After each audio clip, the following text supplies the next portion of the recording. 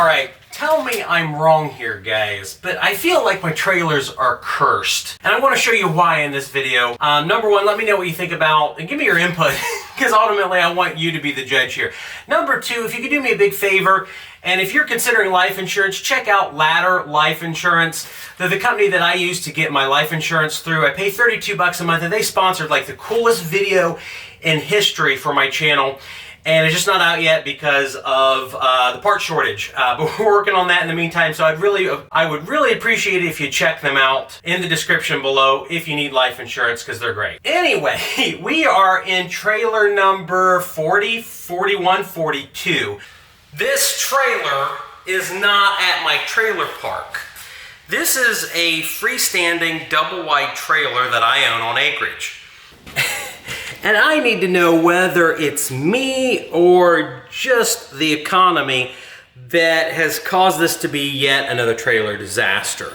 Unlike the trailers at my trailer park, this is a freestanding double-wide trailer on its own corner acre lot in a nice small town here right outside Columbus, Ohio. This is the kind of neighborhood that I would live in. We haven't found any needles in the yard, unlike where I used to live, where we did find needles in the yard. So tell me, guys, am I cursed on trailers, or is there something else going on? Maybe it's the economy, I don't know. But nevertheless, do me a favor and like this video and subscribe to my channel if you haven't already. When I first got this property, I master leased it for a little over $1,000. It was part of a package. I paid $5,000 down, and I got this double wide trailer. I got a duplex, the one that we had the tenants that had the receipts, and they tried to cheat me out of rent for several months over Menards. Anyway, I got those two, and then I got a single family detached 3-bedroom, 1-bath house on a lot, all for $5,000 down. Now, if you want to learn how master lease with options work, there will be a link in the description below where you can sign up to be notified, because we'll do a course at some point on how I buy real estate for nothing. And we've got a house we're closing on that I paid $250 on, and you'll be shocked because it's a lot nicer than this one. Anyway, we took this place over. I eventually got out, or I optioned the property. We took it over. Now here we are with this place. And we've had, I think, 3 tenants on it, and I made the decision, let's take it to the next level of quality. If you've seen some of my more recent videos, if you would look at any of the recent renovations I've done, I think you'd be convinced that I'm really bumping up my quality. Now, as we're very far into coronavirus, inflation is rampant, rents are exploding, so much so that the Federal Reserve just a couple days ago announced that rents had gone up 6% in 1 year, one of the largest rent increases ever in the nation's history. Anyway, now with the price of materials going down, we're finally able to throw the money in the properties, rehab them, and I'm getting a ton more rent with nicer quality properties. Now, I'm not saying that this place is absolutely perfect, but I was trying to figure out how can I best invest between $5,000 and $10,000 into this double wide and make it look a lot nicer. We're spending about $7,500 to $12,000 per rehab project. It's getting me about a $250 increase on the price of my rent on that amount. You figure if I am spending $10,000 on average on the rehab and we're bringing in $3,000 extra a month, that's a 30% return on investment, which is really good. So for the most part, I'm putting that money in all my rentals on rehabs. So we had contracted this company to do work on this place. We agreed upon a price, and they started work on it. Based on the last conversation, or one of the last conversations I had with the contractor, they told me this place was done. And in my opinion, it sure doesn't look like it, but you be the judge. I made the mistake of paying a lot of money up front on this based on a bunch of recommendations that I got about this contractor, that they did a good job on their work, they were licensed and bonded within the state of Ohio, they carried insurance on everything, and they were doing everything above board. So I made the error, or the choice, depending on how you want to look at it, of paying money down on the rehab project.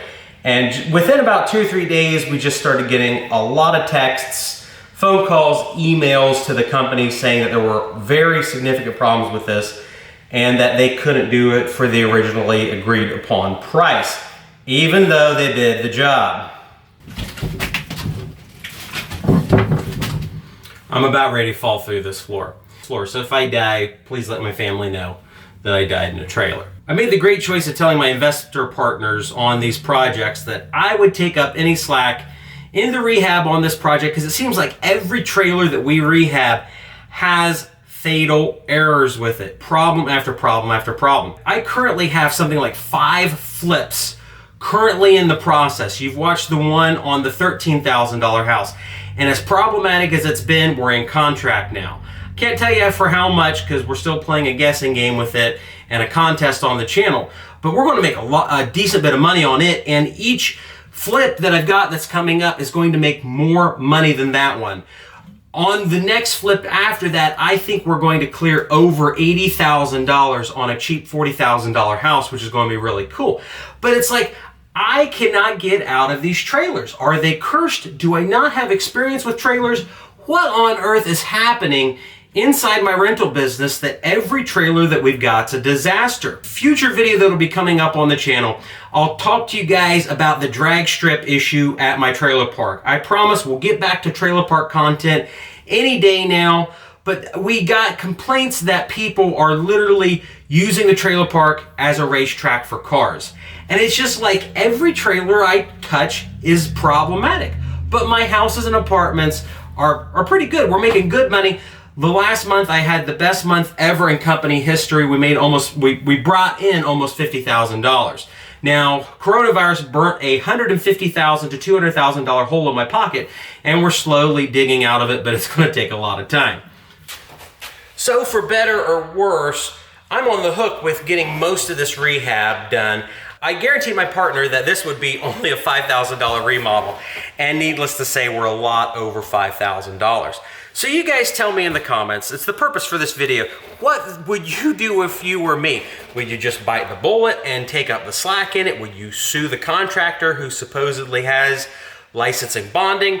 Would you do something else? Would you just freaking sell the property? What would you do in this situation? When the rehab is done, we'll be able to get about $750, maybe $800 worth of work on it, but I don't even know that the rehab's half done. We've got some flooring in here, we've got some paint, it looks better, but the problem is there's still a lot of work to go, but I'm also running out of help because all of my other crews have been dedicated towards other projects like remodeling the apartments above the laundromat. So I'm kind of stuck on this one, but I would love to hear your guys' ideas on what I should do. And should I just get out of the trailer business, because this has not ended up too well for me. So let me know, I would appreciate it. Take a look at the links in the video below. We've got the master lease with an option course coming up soon about how you buy trailers like this for $1,250. This is not the best example of how I make money on master leases without options, but hey, at least you get the chance. And then make sure you check out Ladder Life below. I've got some really great videos coming up here soon, and we are starting on a Investment Joy TV show, more or less, where I'm just going to take you guys with me live through these rehab projects, through the laundromat projects, and you can ask questions about why things work the way they do. So that's gonna be cool. So let me know in the comment section. Make sure you like the video and subscribe to the channel if you already haven't. Thank you guys for watching.